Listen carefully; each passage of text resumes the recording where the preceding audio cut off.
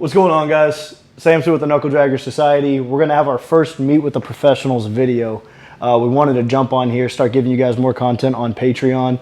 Today we're going to be meeting with Chad Timney. And Chad is someone that really brought us under his wing pretty quickly whenever we first started our business. Brought us to a state-of-the-art facility, let us start playing out here. Didn't ask anything of us other than just showing what we were doing out here. We wanted to start off with him because he's probably one of the main influences on why we were able to be successful and continue to grow with where we're currently at and where we hope to be in the far future. So without further ado, I want to introduce you guys to Chad. Chad, obviously we just established this was what, right at a year ago? Yeah, about 14 months ago. Okay, so 15 months ago, wasn't even related to us, wasn't even specific for y'all. No. It was a totally different shoot. Yep, it was a match. Yeah, that's right. And then we got out here, met you, just good vibes, man. Hit it off right away. Yeah, hit it off right away. Yeah, yep. Just at that moment in time, we were trying to find the good people that own solid companies and that were working hard towards that same goal. So we saw that with the Knuckle Draggers right away, right? And we hit it off. I feel like we've done a lot in the 15 short months that we've known each other. We got a lot more to do. Yeah. Yep, for sure. Well, we won't stick on us. It's not with us, but just kind of giving people the connection of how did we run across you in the first place, right. And I think it's important that we cover that mainly because it's important for people to understand this is not one of those elitist facilities. It's not something where you got to be this high level tier operator. Nothing. I came in as just a competition shooter, and I had my own thing going. But I met you, down to earth, talk to me just like you talk to anybody else, whether they were former Delta or all the way down to this being their first match. So it's important. I think people need to know that when they come out to a place like this, yes, you're giving them the best of the best, but the guy that runs it is also very approachable, someone they can talk to, not worry about walking on eggshells or this being a temporary thing. So like establishing early on, like, hey man, this dude's just, he's people. Right. He's someone that's going to sit down with you and enjoy a beer after a training day, right? That, yeah. So really awesome that you're letting us come down here, talk to you. A lot more to do, sure, right? But tell us about you, right? People want to know who's Chad. Who's this guy running the ranch? Right. Started in Las Vegas, hailed from Las Vegas. Ran businesses with my father for 15 years in an unrelated industry. However, that is where I pretty much learned my business ethics, morals, and my business sense, right? The ability to invest in people, right? I learned from my old man. But that business sense helped me to get to today. As far as the training and the shooting goes, I started shooting matches. I started shooting matches about 20 years ago in Las Vegas. Steel Challenge, right? Before there was social media, before there was anything on internet or TV about competitive shooting, I stumbled upon it joining this range in Las Vegas. Met a bunch of other great people, great guys, and had dabbled a little bit. I've been shooting my whole life, but really training. Went to Gunsight, I think in 2003. Now you ended up being sponsored. Yes, later on with the pro shooting I did. And we'll get to that. But I started at Gunsight, just kind of getting the formula, learning the fundamentals of shooting, right? Actually, the real information, which made me join that range in Las Vegas. Got to that range and experienced competitive shooting and realized that none of these guys at these academies or any of these schools I were going to were shooting at a level that these dudes were. And these were just your common folk, right? Plumbers, electricians, casinos, blackjack dealers, guys that are unemployed, had a passion for shooting. And I fell into it real fast. The first match I'll never forget was Steel Challenge, and after the first reload, I knew I was coming back. Damn. So got immersed into the competitive shooting. Yes, went on to get sponsored. Shot for Primary Weapon Systems for a while. That was my manufacturer sponsor. Shot for Vortex, MGM, a bunch of other great brands that helped me along the way to get where I am today. And you've had some cool mentors from it too, yes? I have a lot of names, but I think the biggest influence in my shooting was Ron Avery. Met Ron Avery at SHOT Show many moons ago. Was following him on YouTube and some of his work. So when I saw him, I recognized him immediately. He was standing over there by himself, sipping the water, and spoke with him. And he informed me he's starting Tactical Performance Center in St. George. I had been shooting matches in St. George for 4 or 5 years at that point in time. So signed up for the first class. Signed up for his first class, second class, third class, fourth class, fifth class.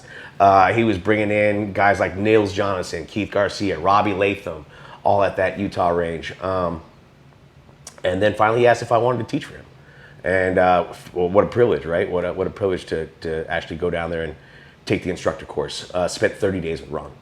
30 days. Did 3 weeks of just learning how to teach Tactical Performance Center curriculum, which is performance pistol and the science of reactive shooting, and then got thrown into a class that last week. And now I'm going to stop you. Prior to this, Yeah. any military? No Any military police? or police experience So at you all. started just because of the competition world. The competition world. Fell in love with the people, fell in love with the sport, and just fell in love with the craft. The craft of pistol shooting. So we become an instructor. Became an instructor, teaching people how to shoot, whether it's departments or just your average Joe. While I'm doing that, I'm competing. Started 3-gunning. Met a gentleman named Fred. Now, for people that don't know, 3-gunning. 3-gun, so another action shooting sport. Running an obstacle course, essentially, a course of fire with a rifle, a pistol, and a shotgun. Transitioning through weapons, solving problems with 3 different platforms, essentially. Right. What I loved about the 3-gun sport was it turns you into a well-rounded shooter. You're running all 3 platforms. You can run a rifle, a shotgun, and a pistol very proficiently if you're going to be competitive. And compared to the pistol sports, it was now I'm running around with my hair on fire, right? Just so much fun. The outlaw matches, the USPSA nationals, the Ironmans of the world, shooting from zip lines, shooting from vehicles, doing all the cool stuff that you didn't think you were going to be able to do. And we're doing it through competition and very safely, I might add. Fell in love with it completely. And then I started falling in love with just the training. Found myself getting up early before work and going to the desert and just practicing to get better at my craft. Now, what was work? Because this is one of my favorite things. So, at this point, what were you in? Right at this point in time, I was producing trade shows out of Las Vegas. Completely unrelated in the women's apparel industry. This man is his life story. This is one of the things when you come down here.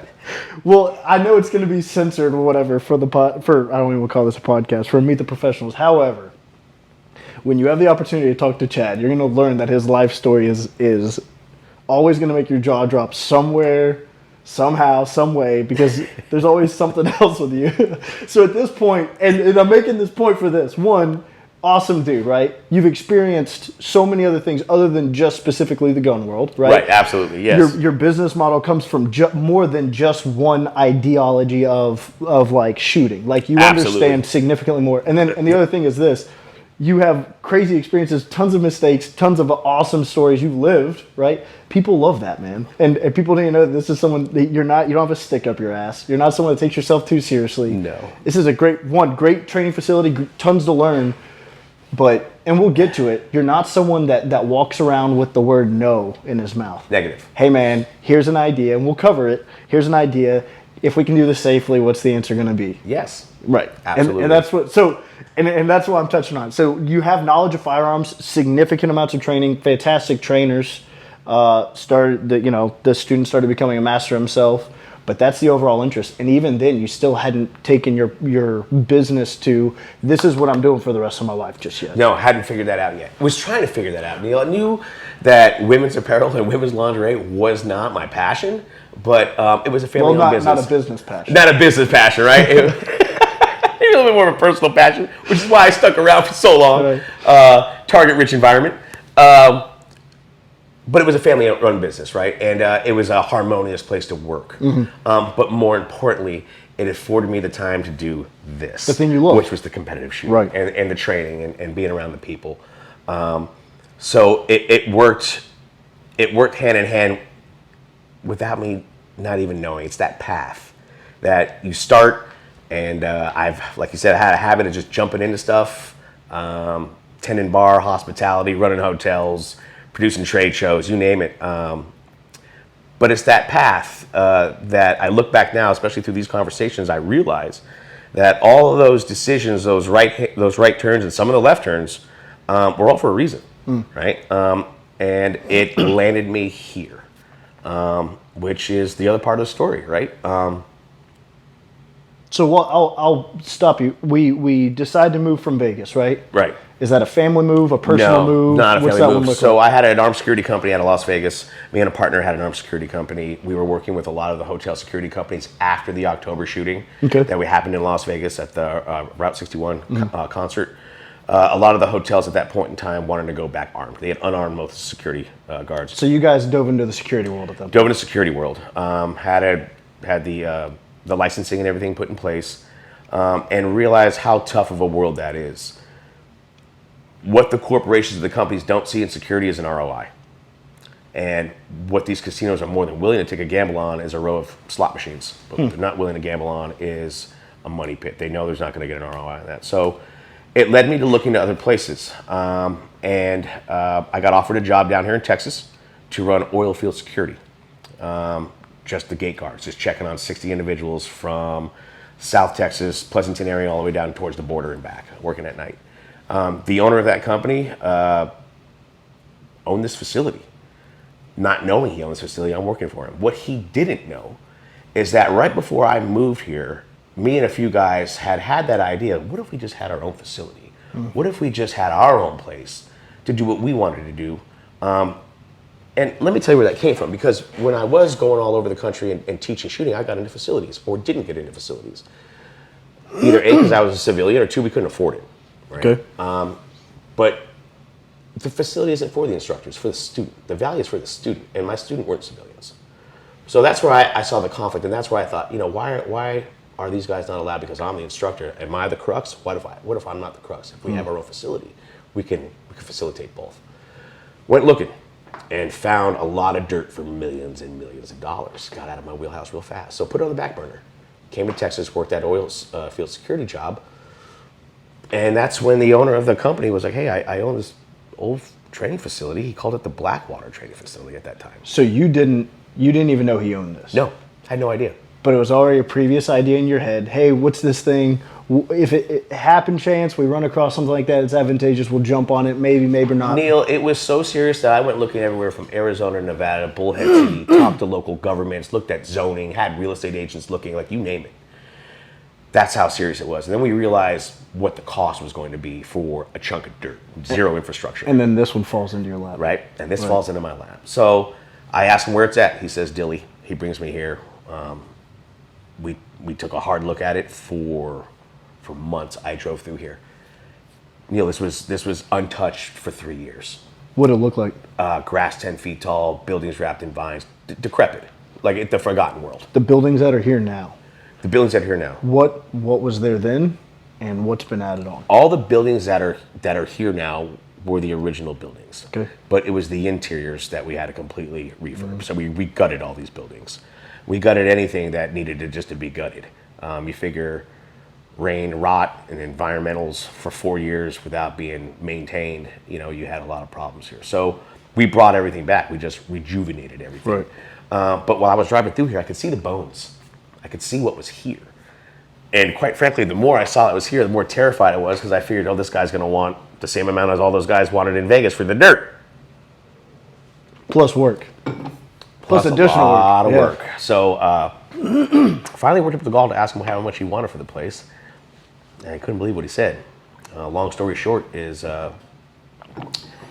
myself and my family funded it, and we paid the man cash. Paid him cash, got the pink slip. That was September of 19. Moved in October of 19, and I've never left. Left my family in Vegas. Stayed down here for a year to figure it was going to work.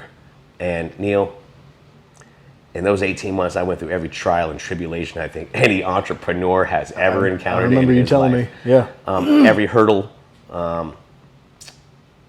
from COVID to bad partners to dissolving a few companies because of bad partners. Yep. Which even now you're still paying back. Correct. We've paid back most of the debt that these individuals created and damaged.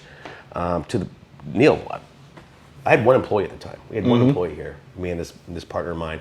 And when we got rid of the partner, the employee and I looked at each other and said, "Now what?" Yeah. Like, now, what are we going to do? And just to speak on your character of that, a lot of things happen. I won't get into the legality of everything, but some things are basically deemed like, hey, we understand this wasn't you. There's breaks here, and you still took the time to make things right just because it was the moral correctness of the situation. And basically to maintain relationships, right? I was so upset in the fact that I was even a part of some of the things that happened here. I don't come from that school of thinking. So I did answer the phone. I answered the emails for over a year from companies and individuals that weren't very happy. Some we made whole, some we didn't. But those are afforded through the LLC laws, right? So it was a very tough time in my life. And you stayed. No sleep, not eating, lost a lot of weight, just trying to figure it out. And that's coming off of COVID. So what makes you stay? A few things, I will tell you. The biggest thing that I learned in life, and I've learned a lot through the course of all those events, was never give yourself a plan B. And I did that inadvertently, right? I sold everything I owned. I moved my family down here, gave up everything to make this work. And I gotta tell you, at the hardest moments when all that was going on, had I had a plan B, I would have took it. And we wouldn't be here anymore. Because at the time, y'all weren't really even doing much, period. No, there was nothing going on here. No one knew we existed. I had a small contract that had been put on hold because of COVID. I had dumped the rest of my IRA and the rest of my savings into this. My old man, of course, helped me out tremendously with finances to get me through some of these tough times. So I had a lot of help from friends and family to get here. And that's the other thing I want to make very, very clear is I didn't do this on my own. I had a lot of help, which is, half the reason why I think and I work the way I do. The past experiences that we talked about earlier, and then these experiences, understanding that I didn't do this by myself. And that is why I work with the people that I work with and why I work the way I work. Right. I'm always looking to help, right? Pay that forward a little bit. But yeah, it was a tough time. But me and that employee looked at each other, pulled ourselves up by our bootstraps and started strategizing. Started the ranch in 22, it's the new LLC, and got back to work. Didn't pay ourselves for a year plus. Still barely, if any, right? Barely paying myself here and there, right? Thank you, honey. The wife is paying the bills. That's a real one, man, because the amount of times I've called you and been like, hey, man, where you at? You're like, man, you know where I'm at. I'm at the ranch. You've had 30, 45 days. You're not going home. No. And she's got 3 kids, paying the bills. Without her, the dream doesn't happen. Right. So we can get into that conversation too. The backbone. Having that partner, that solid foundation behind you. So there's so many people and things that have happened to get me where I'm at, and I realize that, right? And I take all of that into consideration when I make a decision, right? Whether it's a business decision or a personal decision. You have to, right? You just have to. So May of 22, the phone starts ringing. I think that's right about when we meet. That is. It was May. Old 18 Defense. May comes, John Turk comes down here, sets it up, and at that point in time, I was like, just use us, man. Like, what are you paying the other guy? We'll take that too. Like, just come down and run an event. Like, we've got this place. Give us it wasn't even so much about the check. It was like, I just wanted to see it being used. Yeah. Right? And then we started our own match. I got kind of back to what I was doing previously in my former life, right? Shooting matches and running matches. Everyone thought it was a bad idea, including myself, but it was something to do. So what we did is we started the match. I had 8 people show up. 8 people. The second one I scheduled over a major in Texas. I had like 4. Like, this isn't working. The third one I had 20. The fourth one I had 40. By the 5th match, we had 60 shooters down here from Austin, San Antonio, Houston, and they were people working for agencies and departments. The other thing I learned in some of my former business life was the power of food. Feed the people. So we barbecued at all those matches. And we got done, we fed everybody, right? On our own dime. But it allowed us to stick around and form those relationships, hand out cards, shake hands. That personal level that we're going to keep coming back to, right? Getting on that personal level and understanding, hey man, I run the place, I own the place, but hey, like, just like you, bro, I'm not in my ivory castle. I'm out here mowing lawns and shooting matches and setting up ranges with you guys, right? Yep. Which is what I know. I don't know Ivory Castle. So there was our start.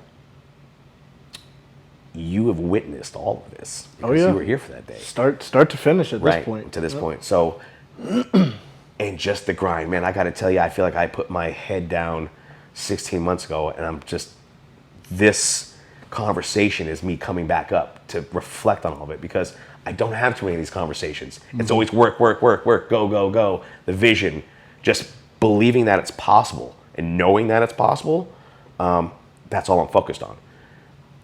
Not saying that that's the right thing to do, but that's where I am at right now. Yep. Right? And I totally believe that's why things are working, right? Right now, from in a year's time, what has been what is the change you've seen as far as people coming out, what the relationships you're forming? The biggest change from the day we started the match to today is the phone is ringing. The emails are coming in.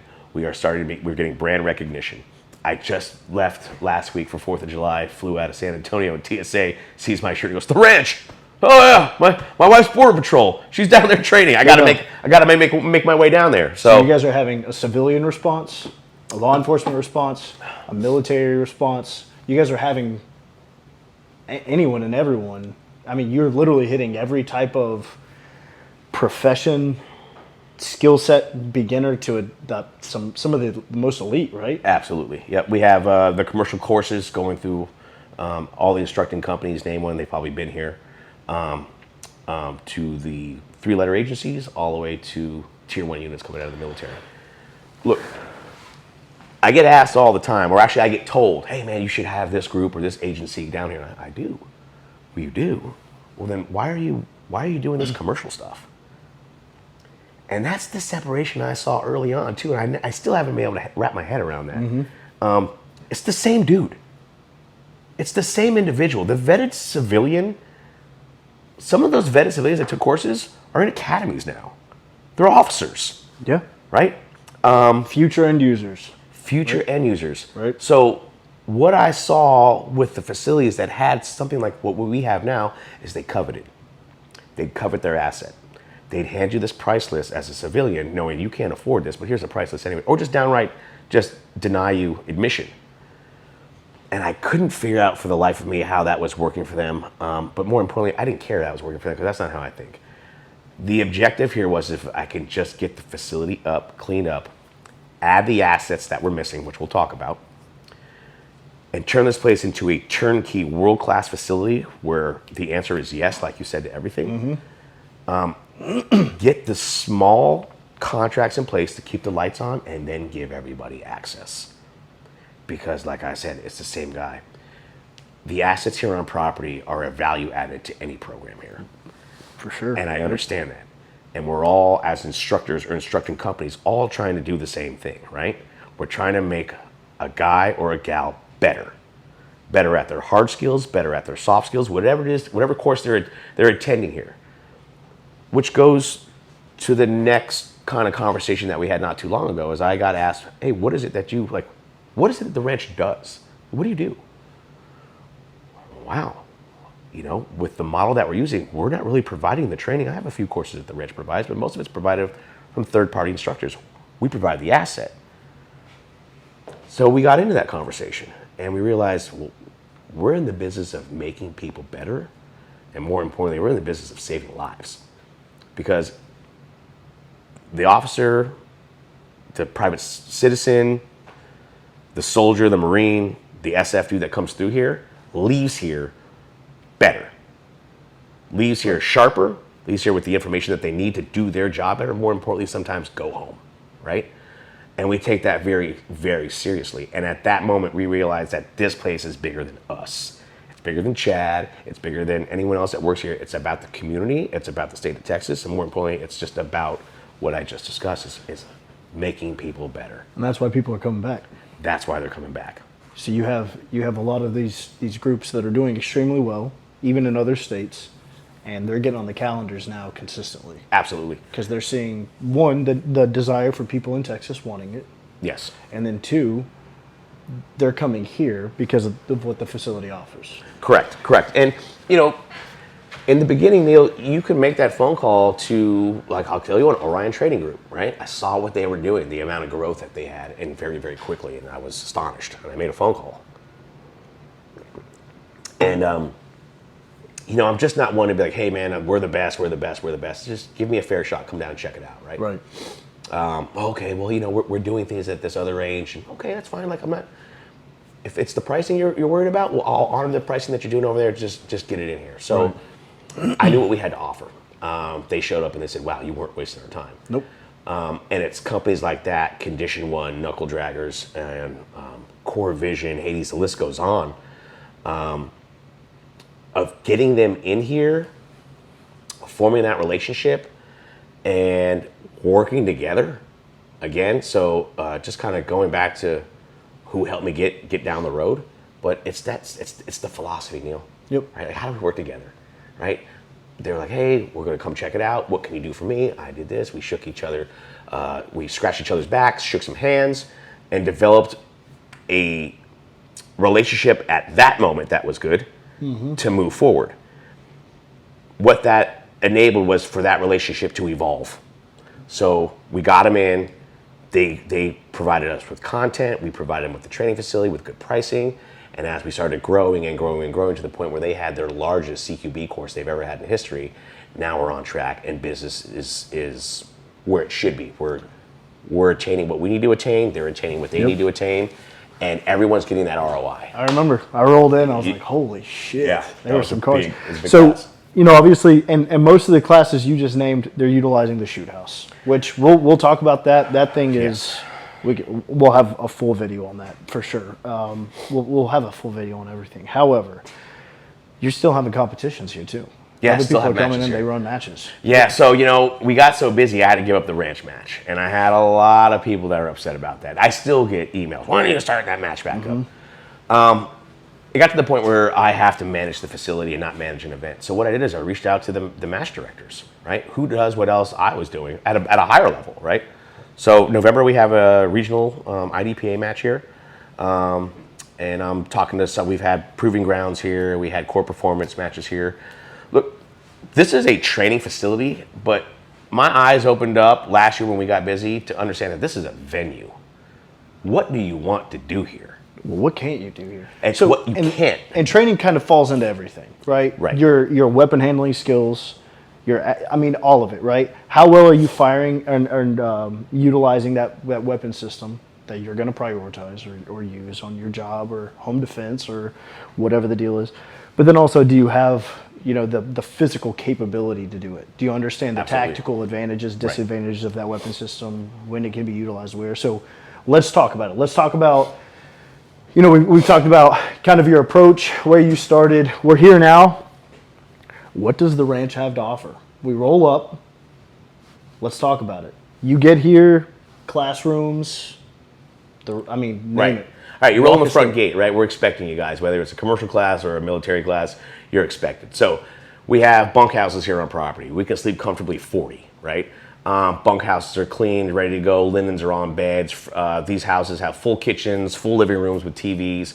Everything's good, clean and good to go. Refrigerators are cleaned out. Most of the groups, Showers. showers, That's one dude, 'cause we get nasty brand new as shit, showers, yeah. brand new showers. Look, they're full houses. So Yep. all the first world amenities, including laundry and a gym, right? You have access to a full gym, and you can do all your laundry here on site. We have several different options to feed you, whether the client goes to HEB and fills the fridge and lives like this is their house, or we have meals catered. If the weather's great, we'll cater them outside in the chow area, or we'll cater them inside one of the bigger classrooms where they can sit, eat, and still work. Roll in. Let me stop you there. Yeah. If there are females that take something here, Yes. what do you do for that? So, perfect example. That's a great question because I got that phone call this morning. We have 2 females coming. So I have separate barracks for females. I've got a nice Connex home that we have tied in over there at Sleeps 4. We're going to put our females in there. That has full kitchen, shower. It's another living space. It has all the first world amenities, including a television. Cool. So we're going to be, we're constantly growing, man, right? So I've seen. Adding guys are always to the capability of this facility is always a priority of mine. Right. Meeting the requirement of the client is a priority of this place, right? Yep. So always growing, always looking at adding more barracks, more training areas, more amenities, more classrooms to facilitate. Yep. So as we move forward, that contact zone, we'll have 3 or 4 over there, whether we use that for females or instructor barracks and open these up just for students. There's so many different ways to shift, right? So we've got living. Got living. That's fully covered, right? Covered all the way completely. down to this cockroach infested couch. Right? No, I'm just kidding. There's not any cockroaches. But seriously, living rooms, everything. Yeah. Kitchen tables, and you guys can't see it. We're sitting at it. Chairs all around this table. It's a massive table. Community's the goal, right? It is. So we have the barracks. We roll out of barracks. What else? Roll out of the barracks, right? Let's just say it's the morning and it's time to train. You can roll right out, go into your the DoD approved weapons and arms storage or weapons and ammunition storage. Go in there, kit up, get whatever you need to get before you go hit the range, right? Kit all your stuff up. They'll prep their pelicans, everything they need to go down the range with. Then maybe go hit the classrooms, right? Get their brief, what we're doing today. Grab all the kit they pulled out of the arms room, go in their vehicles, and go down, right? Spend their time on the range, spend their time in the shootouts, whatever asset they may be using. Break for lunch. Break for lunch, come back up front, right? Someone wants to take a shower in the afternoon, they can. They want to eat inside, they can. All these buildings have Wi-Fi, so they want to jump on their laptops and get some work done. Want to call home, they're able to do that, right? Come back in, or maybe they want to work out. Maybe they want to come in and work out before they eat lunch. They can do that too, right? After they're done eating lunch, they go back out and train, do whatever they need to do for the afternoon iteration, and then they come back for the evening, which is where it shines. It's that team building aspect, that camaraderie is here, right? Fire pits, barbecues. When the ranges go cold, they can drink beer. I've got groups out here that some are in the gym, some are just down here in the grass field playing with their nods. Some guys are over here just cooking steaks, drinking beer, smoking cigars, and talking about the day, right? But that level of community is here, and that came almost by accident. It's just my philosophy. I don't think it's an accident. It's set up right. So here's what we're gonna do. We're running low on an SD card real quick, so we'll take a break, and then we're gonna go through. We'll actually talk about all the amenities, like everything here, right? I know we talked about like the living spaces. That's great. The main draw to you, man, and that's what everybody wants to know. I still get questions about it because they know we're down here all the time. Like, what do they have to offer, and is it good quality? We'll come back here in just a second. We'll pop a new SD card in. I just don't want to take it away from them.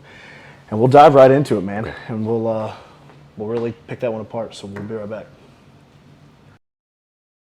All right. So right before we took that little break there, got everything settled. We started talking about the facility, everything it has to offer. Right. Obviously, we have bunking whenever there's a class, and that's anytime we have multiple classes a day. And we've seen this for more than just like a CQB class, obviously, right? Like guys, I know when they do the shoot houses, they'll do 2 or 3 days. You also have had competitions that come out here, same thing. They have a 10K one day and a 5K the next, right, and people will stay down here. Mm-hmm. So we have that. Obviously, classroom setting. Those things have the TVs in them. We've utilized it. We've seen other classes utilize them. Chairs, tables, gear setups. It's great for like everybody to get organized, all on the same page. We start diving out there. Let's start with the obvious, right? We obviously have multiple shooting bays. Right. What does that look like for you? All right, so the lower bay down there, with the match background, we reconfigured that whole range, right? So I rented the machines myself, taught myself how to drive a front loader, an excavator, and a bulldozer on YouTube. So when we bought the place, it literally had one berm. Oh yeah, there's still little nuggets that you're probably gonna be surprised about. We haven't discussed, but yeah. I'd be real honest with you, I got a quote to do the lower range. It was $250,000. And I ran this poor guy off the damn range. It was like, I told him he's crazy. I got another bid and it was more. So I called the first guy back at 8 Crow. I was like, I'm sorry, man. I didn't know that's what it cost to move dirt, right? I didn't know. And he said, well, have you considered doing it yourself? Bro, I'm a city boy. I'm from Las Vegas. I've never driven one of those machines. YouTube, baby. He said, there's YouTube. Well, I'll tell you what. I went and got the bid to rent it, and it was substantially less, and that's what I did. So what do the ranges look like? we've got 4 pistol bays. We call them pistol bays, but they're multi-purpose, right? 4 pistol bays facing south, 4 pistol bays facing east, right? Then I have the huge static area, which is good for most of the quals, goes up to 25 yards, but that area in particular is lit up, right? Lit up with asphalt, so it's good rain or shine. It's got the 2 air-conditioned classrooms right there. The conics of steel targets is all right there, centralized in that little area. So for the nighttime training, which we'll get into, we're doing a lot of, that is awesome. It's great for that. We have a lot of low light, no light classes going on down there. Everything from shooting to Nods. nods. Just using white light, stuff of that nature. So that's great. Then we have 2 very large rifle bays down there. Rifle Bay 1 on the left has 2 awnings, about 125 yards deep, very wide. I'd say close to about 70 yards wide. And then Rifle Bay 2. Rifle Bay 2, what we call the Oasis. 270 bay, but it's still 125 yards deep, about 50 yards wide. It's asphalt under that grass, believe it or not. So rain or shine, good to go. We've cleared out the hill up behind it so you can shoot from an elevated position, shooting down into vehicles. So really good for law enforcement snipers that are not shooting at extended ranges, 100 yards and inside from rooftop to rooftop or from rooftop into vehicle. They're using that. And you'll pull vehicles down there? We've got a forklift. We've got a ton of vehicles on property. Runners, crash cars, shoot 'em up cars, forklifts that pick them up and set them up anywhere you want. So the ability to configure a range using vehicles, barricades, and whatever other equipment we have down there is very, very easy to do. And we've acquired assets for that. We have a bus. We have a full-on school bus that runs. We've used in several matches. We have an elevated shooting tower that I invented. We took a double axle trailer, put an elevated platform on top, welded a staircase on it, hitches to your truck, drop it anywhere on property. Yep. You can put probably 3 shooters, 3 spotters on there. Every shooting group that comes in ends up utilizing that thing. They love it. Yeah, they love it. Yeah. So it just adds to the versatility of the things that we can do out here. So that lower range in particular we're talking about is in a pit, right? What I learned down here in Texas on 35 South is there's a pit ever so many miles. That's where they got the aggregate to build the highway. So they put the range in the pit, but like I said, they had one berm and we had to redo it all. Then we added lights. So we had the power company and add street lights. So a lot of our bays are lit up at night. Yep. It's hot in South Texas, right? Especially in August. So the nighttime training, not just for nods, just the stuff you would do during the day, you can do at night here just to beat the heat. The government clients love it. They'll run a daytime iteration, they'll nap in the afternoon, and go back at it at night in the summer months. So it makes a lot of sense. Yeah, so that's our lower range complex down there, and it can facilitate pretty much any level 3 or national size match, and then host several different groups down there that are unrelated, doing what they need to do without them even seeing each other. Is there just one 270 bay down there? There's one large 270 bay, and we have a really small corner 270 bay that doesn't get utilized very often because of the larger bay, but there are 2. Right, okay. All right, so we have obviously all the rifle and pistol bays set out. Correct. Bring us up top. Coming up top. So as you come out of the bay, you're going to hang a right and go on to, we have 2 racetracks. We're going to go on to track 1, which we refer to as the first wheel track. Because we have a third wheel track, right? So our first wheel track is 1.4 miles, long straightaways. It meets all the requirements for State Department mobility programs. So elevation changes, certain cambers and turns, certain straights. It meets all that. Next to that track, we have the shop that goes along with it. That auto shop has tire shop, bar bender, 4 lifts. Our goal here when it comes to training is to keep them training, right? And you'll probably start seeing that as we start talking. You'll start hearing that more and more. But we have vehicles staged pre-ready to go. So as the vehicle goes down, that instructor jumps into the pre-staged vehicle while we work on said vehicle that broke, whether it be brakes, whatever broke. Full mechanic shop. Full mechanic shop, got mechanics in there. And I was fortunate enough to bring back the guys that were working here previously before I bought the place. So they're very familiar on how the program is run, and I've learned a lot from them being on property. And you've had how many classes utilize that track in the last year? Oh gosh, we've had probably over 24 mobility classes. Jeez. So this facility, before we purchased it, was known for mobility. It didn't have a shoot house. It had one range, that static bay and a berm. So it was known for mobility. I kind of knew that when we bought the place. However, that's not my background. Right. And mobility is very expensive to stand up. So we kind of took the reverse route. We started with the SUT, the firearms, the hard skills, and then as of recently, started on mobility within the last year. Right. So that's taken off. Once you're done with the track, we have our canine facility, which I'm really excited about. We have our own canine program here on property. I have a canine director. The name's James Haney. Fantastic individual that I'm hoping you guys are going to be able to meet and talk to as well. Oh, yeah. World-class kennel facility over there. Huge building, 20 runs, indoor and outdoor cages, offices, washroom, bathrooms, the whole 9 yards. We are implementing dogs for contracts that we have, and we're doing the typical stuff in the canine world.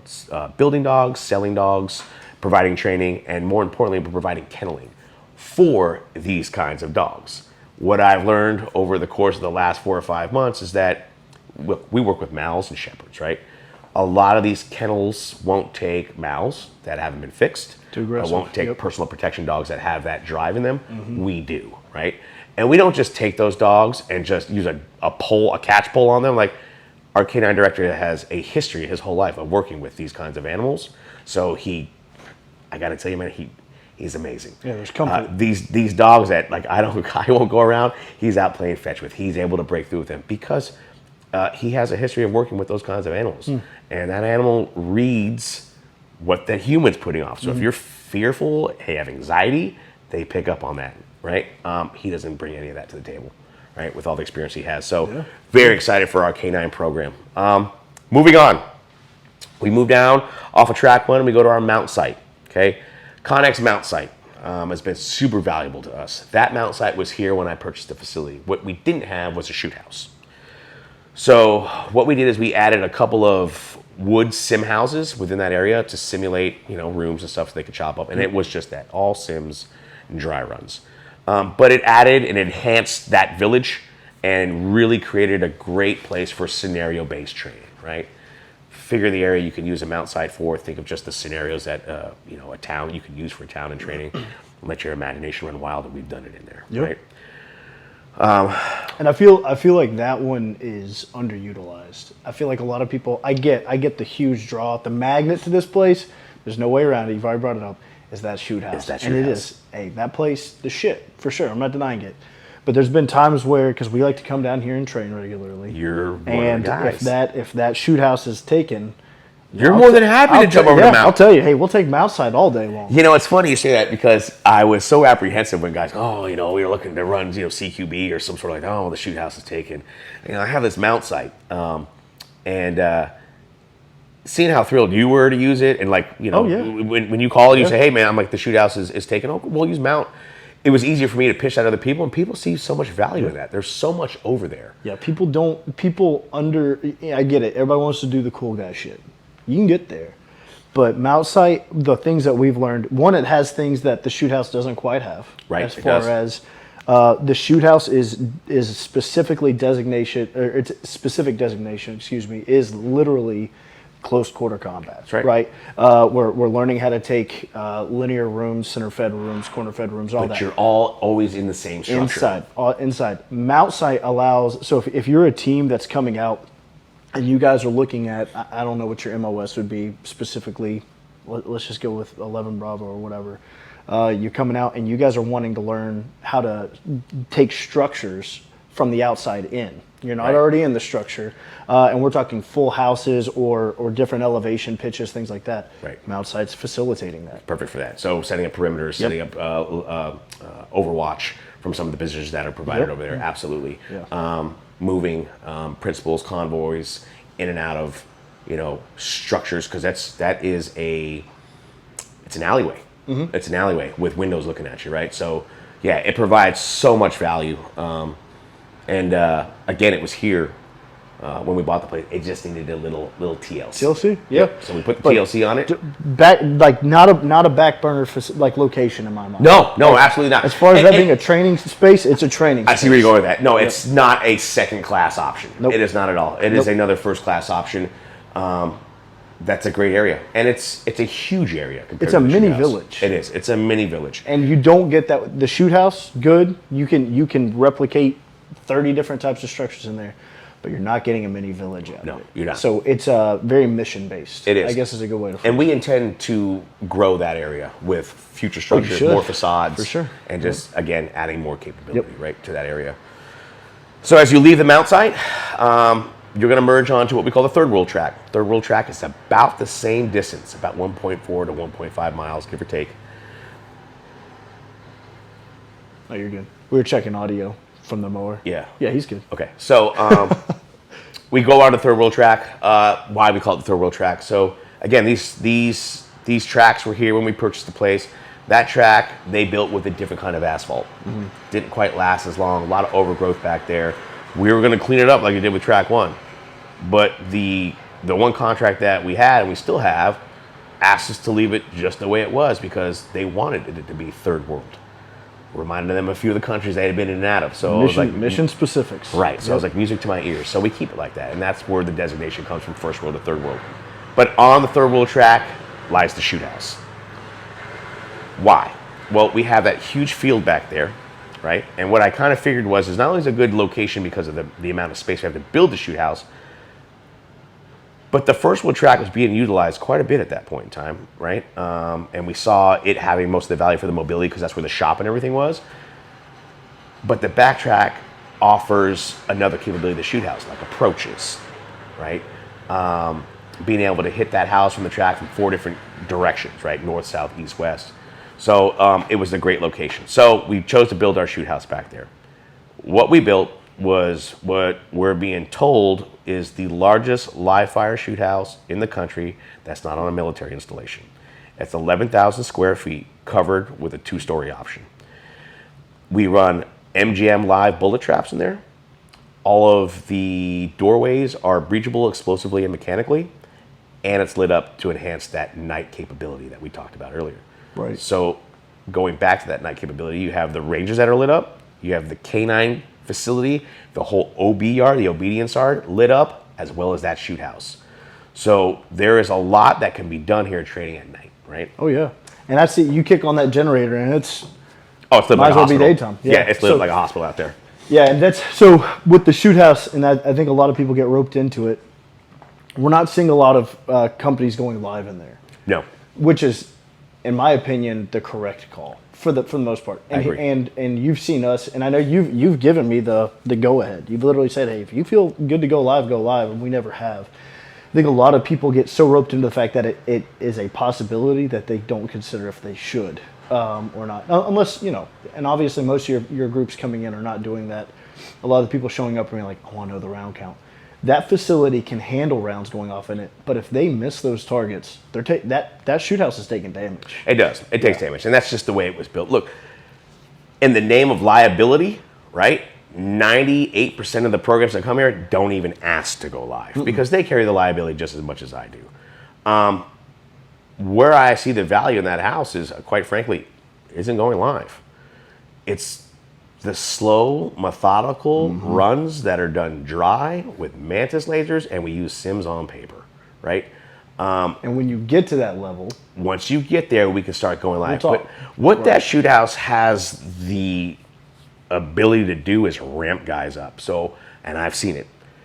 We'll set up some sort of threshold down on the range, whether it's with barrels or some of the facades that we have, and we'll work threshold entries, slow, dynamic, or deliberate. Right. And then they get in the house, and it's something about that house. They get ramped. They get ramped up.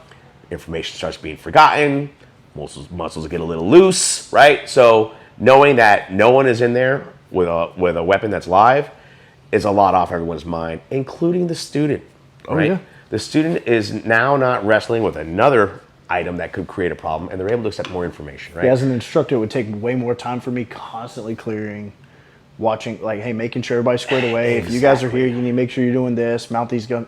Well, now your instructor-student ratio becomes a real thing. Right, that's a real thing. Oh, yeah. The RSO count in there becomes a real thing. Our redundant safety checks become a real thing. So it just, again, in the name of liability, it's the best way to go. But here's the great thing about it is I don't have to talk anybody out of going live. They're not asking to go live. Yeah. They're asking to use the shoot house the way me and you were discussing. The tier 1 units that come in here, that want to go live, it makes sense. But it's the military. And insurance works a little bit different with them, right? Very different. Oh, yeah. So, yes, that is the bread and butter of that shoot house, man, is sims. And we'll do a full, I mean, everything that you discuss, we're getting a full segment on it Neil, coming soon. How many times have me and you run iterations in that shoot house? Oh, yeah. Have we ever fired a shot in there? I have. You know what? I've only fired a few live rounds in there, and those were circumstances in which I should not have. Wasn't my call. Right. Yeah. Oh yeah. I'm not name dropping anybody, we'll but that out. yeah, that should not have happened. But yeah. So it went well. It was safe. Everything was fine. But right, and so think of the amount of iteration we got there and the value. Yep. Oh yeah. Every time we walk out of there, turn off the lights. That the how much information and just how many reps we've gotten, how much better we have gotten as an individual and as a team. Oh, no doubt. Yeah. Yeah. So super excited about the shoot house. Good. What it brings to the table, and it is what we consider our flagship asset. It's on our logo. That is actually the structure on the main ranch logo is the shoot house. Yep. Yeah. It looks good too, man. Thank you. So, all right. So we leave shoot house. The one thing, and we kind of threw ourselves through it when we drove through the track and everything, and we skipped by it, but utilized all the time. Fantastic. Is that, I don't even know what you call it, man. That shooting bay when you're driving down and you're headed like you're going to go to the shoot house, and you would turn right to go down to the ranges, and it has the berms on each side. Goes super deep in. The 400 meter machine gun range? So we had to build that range for a requirement. That was a contract that we had, and they needed 400 yards to shoot belt fence, so we built it. So that's for belt fence. That's for belt fence, but we use it for everything. So we have, and the mission has changed, right? So what was once overt, a little bit more low vis. So we haven't seen belt fields in a while. So that's just a multi-purpose bay. I've also taken the right side of that bay, added mini berms, and there's now a DMR range. So we've got a position set up 800 yards from the back corner. So we're using that for 223 DMR. So it's facilitating just about everything. I've got a helicopter flying down that thing and shooting into berms. So we use it for everything. So you got choppers coming out of here. Oh yeah. Yep. So if guys want to come out, there is a smaller interest for it, but still very much an interest. Long range shooting. Yes. What are we looking at? So for DMR 223, we can facilitate, like I said, at the 800 yards. For the long range, extended ranges, and some of the bigger calibers, 30 cals and up, my neighbor has a fantastic long range that we rent from him. He is a precision long range gentleman, and he built what I consider probably one of the finest long range bays. I would even call it a bay. It's 2,200 meters long. God dang. And it's probably 500 meters wide, and it's littered with steel. Yeah, I haven't even seen that. We don't own it. However, my neighbor, he runs a business as well, so he'll rent that to us, and we'll use that for some of the far extended stuff. So it's still an option. It's still an option, absolutely. Look, it goes back to what we discussed earlier, right? It might not be mine, but it has so much value to the student. Oh yeah.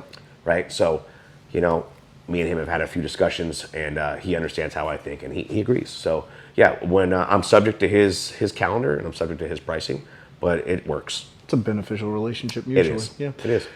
All right, I'm trying to think, man. I think. So here's something else that we didn't discuss is for the mission set stuff or the scenario-based training, these assets that we've been discussing from mount to shoot house, if you look at the distance between these assets, it works very, very well for follow-on targets. Oh, tandem. Squirters. Yep. Stuff of that nature. Oh, yeah. Now, you're talking about two kind of urban type environments between mount and shoot house. Then we have a rural high-value target as well. So as you leave the shoot house and you go to what our off-road course, we have a full-on off-road course here as well as well as the hardball driving courses, we offer off-road courses. full-on Jeep trail with obstacles, places to high center, water crossings, the whole 9 yards is there. We have a big, huge berm that we're doing climbs and descents on, recovery, stuff of that nature. But back there is a high-value target that I found 8 months after I was living here. Didn't even know it was back there, man. Was on a tractor cutting lawns, and I saw white tubing through the trees, a 90-degree angle. And I said, what is that? And I went back there, Neil, and there were 2 structures, GP tents all over the place. And this tube structure was one of those big shaders you'd put out to put like for a wedding. Yeah. You put the big cover over on it. So I started walking in there and I start seeing stuff, and on the ground are a bunch of 155 shells with wires and shit coming out of them. And I'm like, these are mock IEDs. So they were training back there, and as I get further back there, there is a well and power. There is a power grid coming out of the jungle with a breaker box and 12 outlets, and it's hot. Couldn't believe it.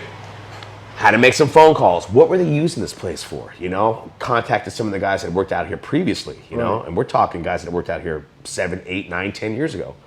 Chad, they were compounding explosives back there. They were using it for a high value target like a bomb making facility or a drug lab. And they were like running ops and shit out of there as a fob. That's what all the GP tents were. I was like, you gotta be kidding me. Cow. So we brought it back twice, cut it all out. DEA hit it once. So it's another high value target that is in with distance for a follow on or a squirter, right? With a different environment. It's a very, very rural environment. Something that, you know, Border Patrol, some of the DOW, some of these, I mean, you gotta tell you, even patrol that's chasing these guys out over fences, it offers that kind of terrain. Yeah. And then we use that area for tracking for the canines. We'll set up man tracks. We'll set up tracks to track human beings. So, you know, patrol pulls over a car to get the driver, you know, 8 dudes bounce out of the car.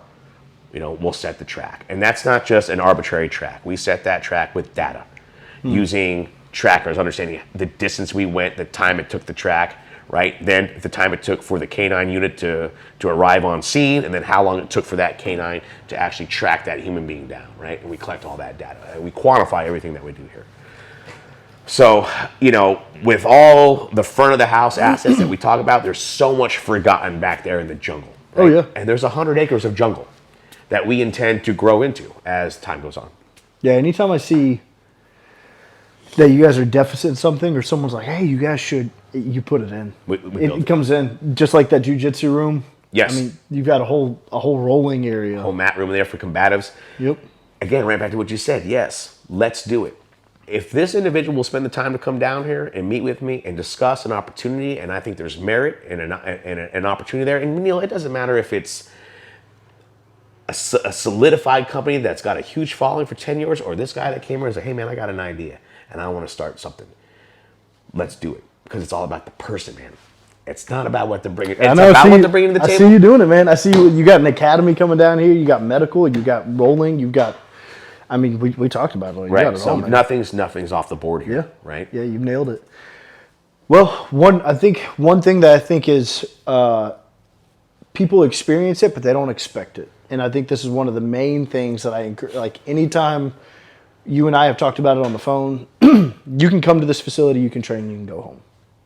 People experience it, but they don't expect it. When you come like here, that. what ends up happening is you'll take a 2-day class. You'll be like, yeah, I'll pay the $50 for lodging, $70 for lodging, whatever it is. And what ends up happening is you loved the training, but you get the whole experience. It is. And this place is exactly that. Because what you'll see dudes doing is porcupining. Oh, yeah. You'll see guys, afterwards, a bunch of grown dudes hanging out, relaxing, not any other worries in the world going on because they're here. Yep. This is their life now. Yep. They've separated themselves from all the distractions of the world, all the stress they were experiencing. Yes. This is almost turns into an unexpected vacation for It's days. a mental health retreat almost for guys like you and me, man. No doubt about it. Yep. And they'll come down here. You train for 8 to 10 hours. Yep. You drink. You grill out. You hang out with the guys. Yep.